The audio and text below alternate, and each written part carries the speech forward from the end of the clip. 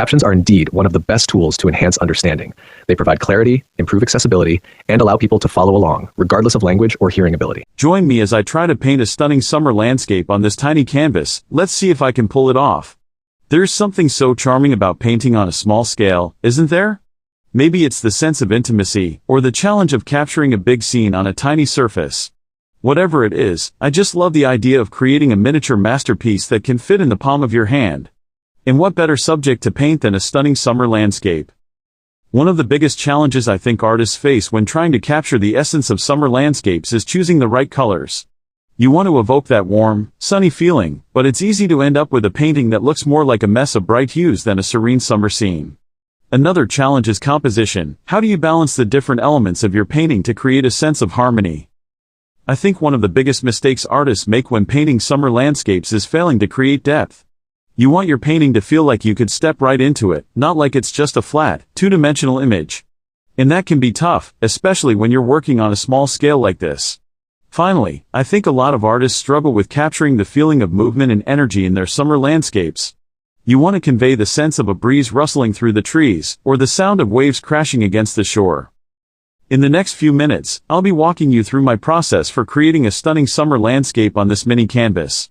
I'll show you my techniques for blending colors, creating depth, and adding details to bring your painting to life. So grab your own mini canvas and paints, and let's get started.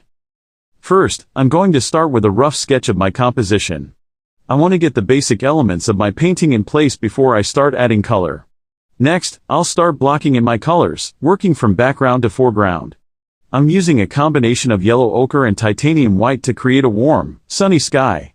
Then, I'll start adding in my trees and foliage, using a mix of greens and browns to create depth and dimension. As I work, I'm trying to think about how I can create movement and energy in my painting. I'm using loose brushstrokes and soft edges to give my trees a sense of movement, and I'm adding in a few subtle highlights to catch the viewer's eye. I'm also trying to think about how I can create a sense of atmosphere in my painting, using misty blues and purples to evoke the feeling of a warm summer evening. As I add more and more detail to my painting, I can start to see it come together. The trees are starting to look like they're swaying in the breeze, and the water is starting to sparkle in the sunlight. It's amazing how much life and energy you can bring to a painting just by adding in a few subtle details. And there you have it, my stunning summer landscape is finally complete. I'm so happy with how it turned out, and I hope you are too. The key to creating a painting like this is all about layering and building up your colors and textures gradually. Don't be afraid to experiment and try new things, and most importantly, have fun with it. Thanks so much for watching, everyone. If you have a favorite summer scene or a painting topic you'd love to see me tackle next, be sure to leave a comment below. And if you're new here, consider subscribing for more art tutorials and inspiration. I'll see you in the next video.